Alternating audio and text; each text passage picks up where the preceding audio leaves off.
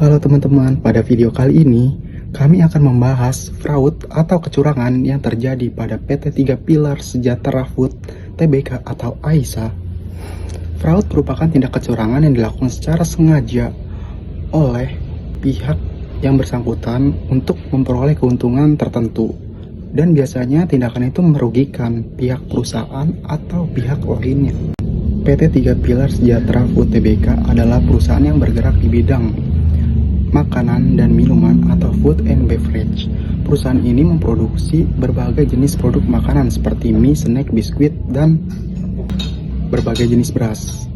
Kasus ini menjadi perhatian publik karena perusahaan melakukan manipulasi laporan keuangan dengan jumlah yang sangat besar. Kasus fraud pada PT 3 Pilar Sejahtera mulai terungkap pada tahun 2018 setelah adanya investigasi dari pihak independen. Investigasi ini dilakukan oleh Ernst & Young atau EY atas permintaan manajemen baru perusahaan.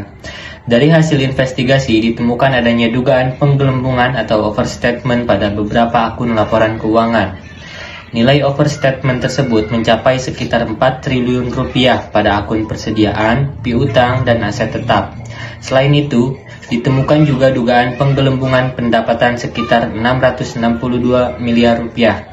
Tidak hanya itu, terdapat dugaan aliran dana perusahaan kepada pihak tertentu yang terafiliasi dengan manajemen lama. Di sini saya akan menjelaskan bentuk fraud yang terjadi pada PT 3 Pilar Sejahtera meliputi manipulasi laporan keuangan dan juga penyalahgunaan dana perusahaan.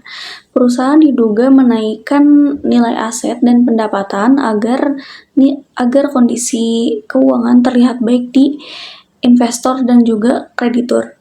Selain itu juga nilai persediaan barang juga dicatat lebih tinggi dari kondisi sebenarnya sehingga aset perusahaan tampak besar. Kemudian terdapat dugaan pengaliran dana perusahaan kepada pihak lain tanpa alasan yang jelas. Tindakan ini termasuk bentuk fraud karena dapat merugikan perusahaan dan juga investor. Kasus fraud ini dapat dijelaskan menggunakan konsep fraud triangle yang terdiri dari pressure, opportunity, dan rationalization. Pressure atau tekanan terjadi karena perusahaan ingin menunjukkan kinerja yang baik dan mempertahankan kepercayaan investor. Opportunity atau kesempatan muncul akibat lemahnya pengendalian internal dan kurangnya pengawasan dalam perusahaan.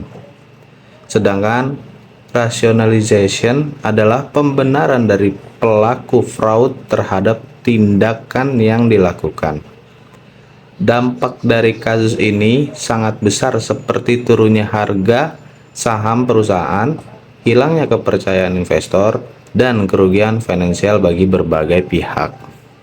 Baik teman-teman, dari kasus PT 3 Pilar Sejahtera Food Tbk, kita dapat memahami bahwa fraud dapat terjadi karena lemahnya pengawasan dan pengendalian internal perusahaan.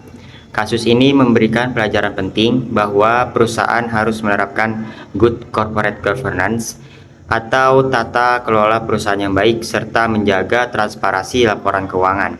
Selain itu, audit independen juga sangat penting untuk mencegah terjadinya manipulasi laporan keuangan.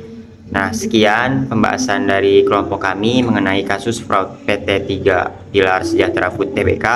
Terima kasih dan sampai jumpa.